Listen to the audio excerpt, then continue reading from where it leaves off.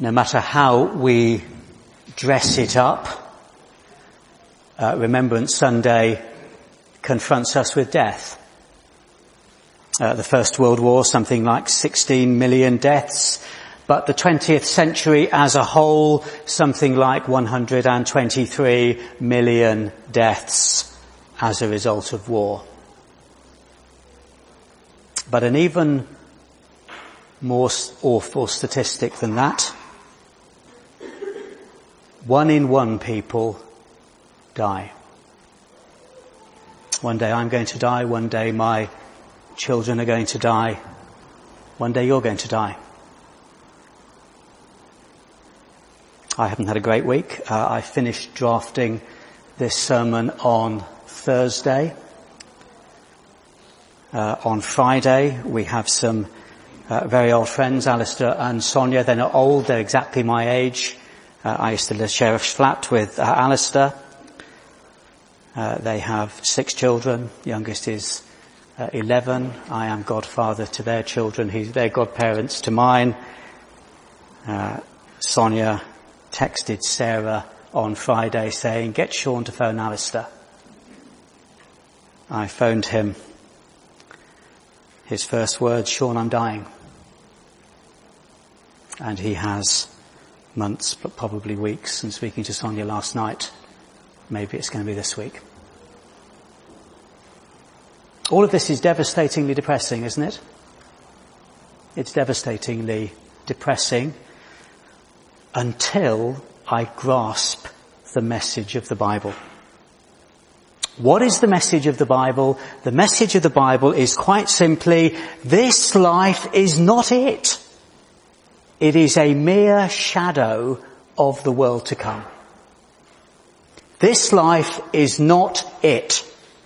It is a mere shadow of the world to come. Using military terms, there is a commander-in-chief, and if you join him, join his army, if you join up, he promises to get you through this life. He promises to get you through death. He promises to get you into the perfect world which you will start to experience the second your heart stops beating in this life.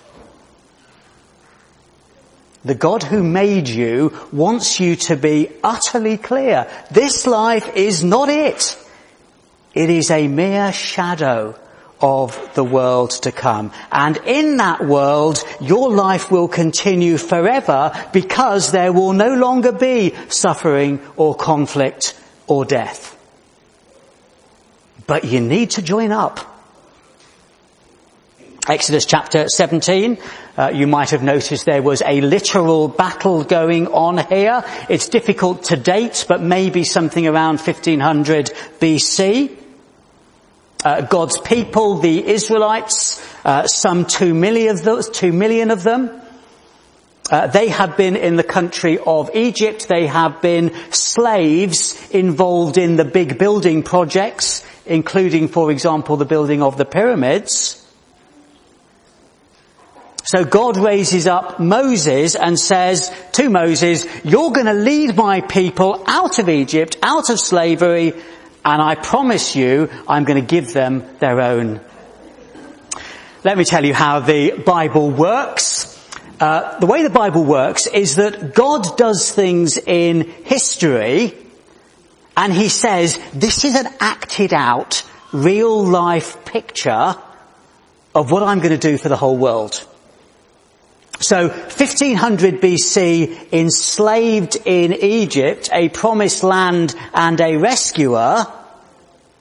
But the big picture, all people of all times, including us, enslaved to all sorts of things, not least death, an eternal promised land, a rescuer. So, back in 1500 BC, out of Egypt they came, across the Red Sea into that area of desert, the Sinai Peninsula. They were rescued, but not yet in the Promised Land. 2 million of them, a huge number out in the desert, and there they encounter war, military opposition. Chapter 17, verse 8, we are told, the Amalekites came and attacked the Israelites at Rephidim. Moses said to Joshua, choose some of our men and go out to fight the Amalekites. Tomorrow I will stand on top of the hill with the staff of God in my hands. The Amalekites, they were a deeply unpleasant tribal people. They were utterly godless. They were utterly ruthless.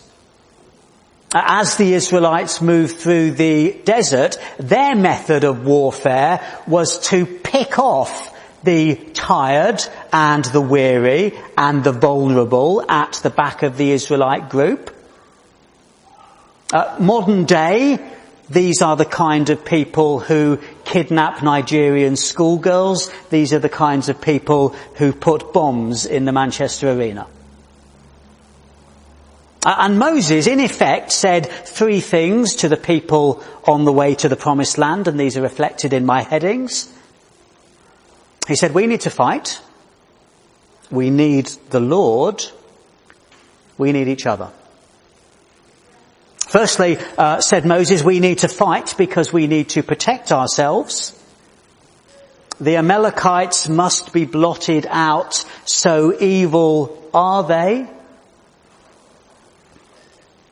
I don't know enough to judge the rights and wrongs of some military conflicts that have taken place in recent years, but I think Hitler and the Nazis, I think that's fairly clear-cut. Hitler had some 42,000 concentration camps, ghettos and detention centres for quote-unquote undesirables. Sometimes extreme measures need to be taken against evil regimes. So in 1500 BC we need to fight, says Moses. Secondly, we need the Lord. And the Lord is not an accessory, not an additional weapon, not a further arrow in the quiver. He is everything. Chapter 17, verse 8, the Amalekites came and attacked the Israelites at Rephidim. Moses said to Joshua, choose some of our men and go to fight the Amalekites. Tomorrow I will stand on top of the hill with the staff of God in my hands. So Joshua fought the Amalekites as Moses had ordered, and Moses, Aaron and Hur went to the top of the hill. As long as Moses held up his hands, the Israelites were winning, but whenever he lowered his hands, the Amalekites were winning. Moses' staff, his stick, is this a magic wand? No. Moses is not a magician. And God is not a genie in the lamp who pops in and out at the people's beck and call. God is the awesomely powerful commander-in-chief of the universe, who says to his people, please understand, I don't need you. I can do anything I want without you. But I choose you to be involved with my purposes. However, says God, this is my battle because ultimately it is me the Amalekites are offending. They are destroying my people. It is me they are affronting, says God. And so I will fight them on my terms, but you can choose to be on my side. And I will use you for real good. But you need to recognize that it is my power that will overcome them. So fight. But as a sign that you are relying on me, Moses needs to hold up a staff in his hands. And that staff is a sign of my power, says God, and your need. And this is symbolic, but I'm doing it to teach you. If Moses drops his arm, symbolizing the fact you don't need me, you're going to find yourself losing the battle. I've already promised that I'm going to get you to the new land. These people are not going to destroy you, but I need to teach you that you must depend on me, says God. You must make yourself dependent on me. If you try and be independent, you will fail. Verse 10, so Joshua fought the Amalekites as Moses had ordered. And Moses, Aaron and Hur went to the top of the hill. As long as Moses held up his hands, the Israelites were winning. But whenever he lowered his hands, the Amalekites were winning. When Moses' hands grew tired, they took a stone and put it under him, and he sat on it. Aaron and Hur held his hands up, one on one side, one on the other, so that his hands remained steady till sunset. So Joshua overcame the Amalekite army with the sword. Moses speaking to the Israelites back then, we need to fight, we need the Lord, but thirdly we need each other. Seemingly such a simple thing, holding a stick up, but upon reflection, how tiring is that? Hour after hour after hour, I've been doing this for 5 seconds and my arms are drooping. Again, we need to be clear, this isn't magic. This isn't an on-off switch. This is God teaching his people that we need each other. We are dependent upon him, but we are interdependent on each other. Now, that was God speaking to the people then, but as we have said, through this incident in history, God shows us the big picture. The message of the Bible, this life is not it. It is a mere shadow of the perfect world that is to come. Being in Egypt, being in the desert, facing opposition, facing death. No, this life is not it. There is a promised land. There is a world to come for those who join up.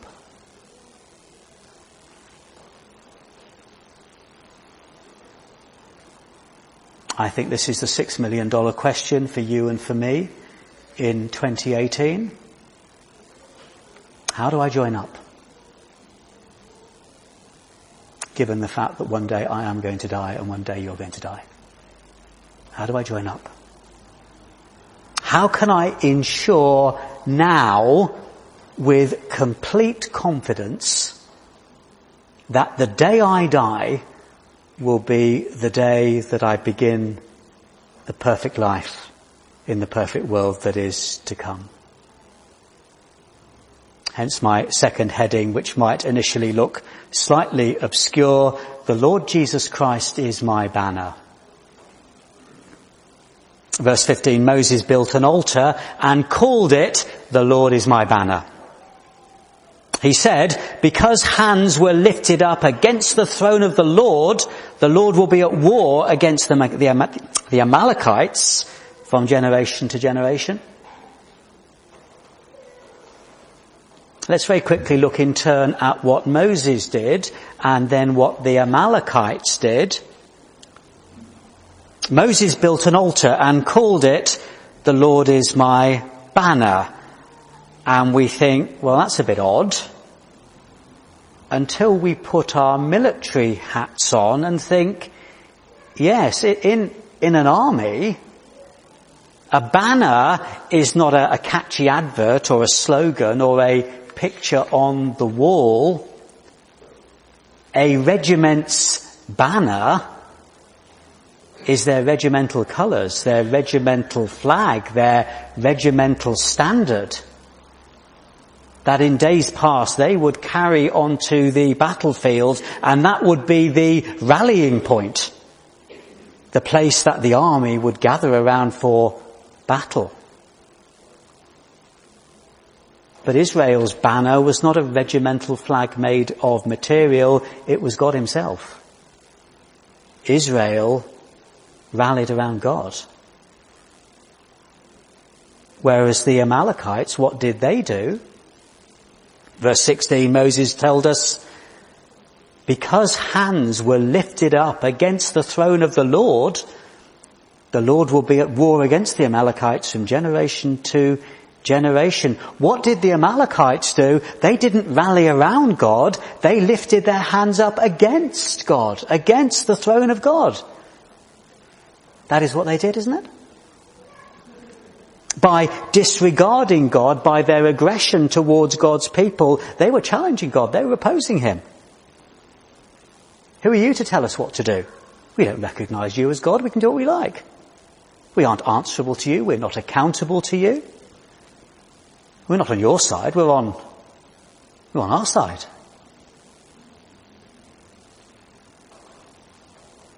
Let me pause. Through this event in history, God is teaching us the big picture. So I ask myself, am I, in practice, an Amalekite? Let me talk very personally. Some of you have heard me say this before and you haven't believed me. But those of you who know me well know that I'm speaking the truth. Deep down, I am an Amalekite. There is something deep within me that wants to disregard God when I find him and his ways inconvenient. I'm very ashamed of this. I do have a tendency to be more than a little selfish. Self-centered and self-absorbed and self-righteous and self-indulgent.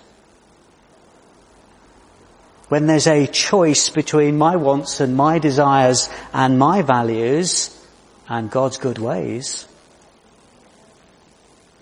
as Frank Sinatra famously said, I want to do it my way. And yes, I hate that. I hate it. But I just can't seem to shake it. So what would happen if heaven was just like this earth, full of people like me who wanted to do it my way? What would that look like? Heaven would be just as imperfect as earth, wouldn't it? In 1500 BC, the hands of the Amalekites challenged the throne of God, and God acted in judgment against them. Of course he did. He wouldn't be much of a God if people behaving badly was no big deal to him. Harsh words in this event, harsh things happened. Ultimately, the Amalekites would be blotted out. And certainly there was no place for them in the perfect world that is to come. Is there any place for very imperfect me in the perfect world that is to come? As it stands, there is no place for me. Because deep down I still have Amalekite tendencies. I wonder if you have that problem too. But Moses writes here, the Lord is my banner. And we think, yeah, okay, well I can kind of get that. God is my rallying point. But it still doesn't mean an awful lot. Until we remember that just a bit later another Bible writer called Isaiah announced that a man in history would come, and these are his exact words, and he will be a banner, a rallying point for all peoples. Who was Isaiah talking about? He was talking about Jesus. And the climax of his life was not that he lifted his hands up against the throne of God. Rather, he opened up his arms wide on the cross to receive death. He experienced the judgment that the Amalekites received in Exodus chapter 17. The cross of Christ, the hands of Jesus outstretched for those who rally around him, for those who join up. On that cross, he is taking the judgment that I deserve. He is taking the death I deserve. He is qualifying me for the perfect heaven that I don't deserve.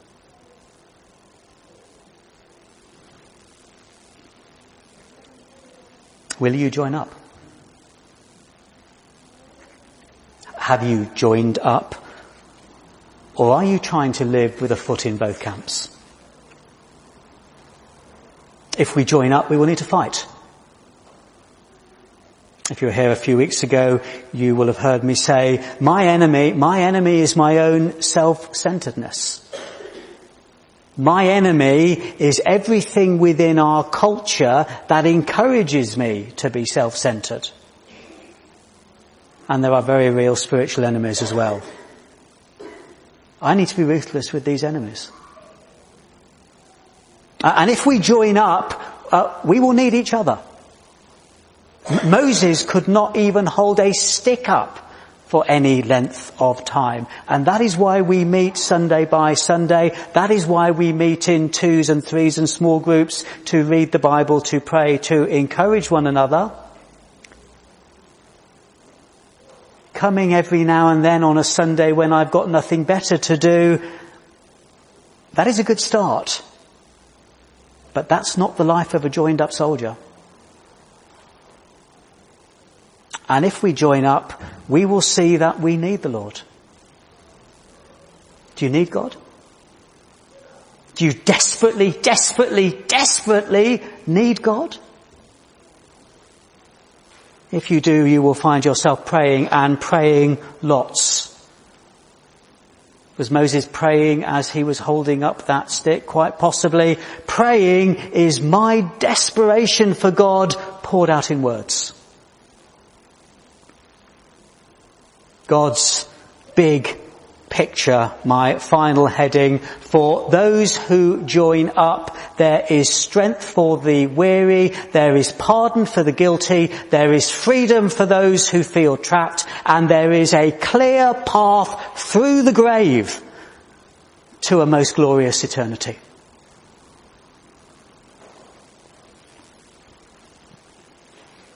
On your way out, please let me give you a gift.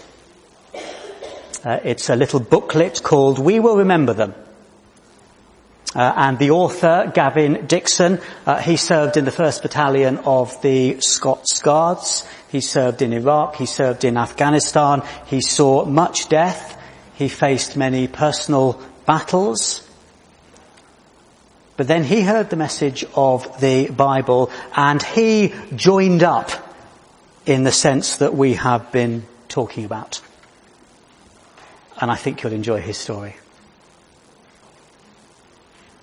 But you, if you join up, and by that I mean if you really join up, the Bible promises that you will find a new joy in this turbulent life, and you will find indescribable joy in the next.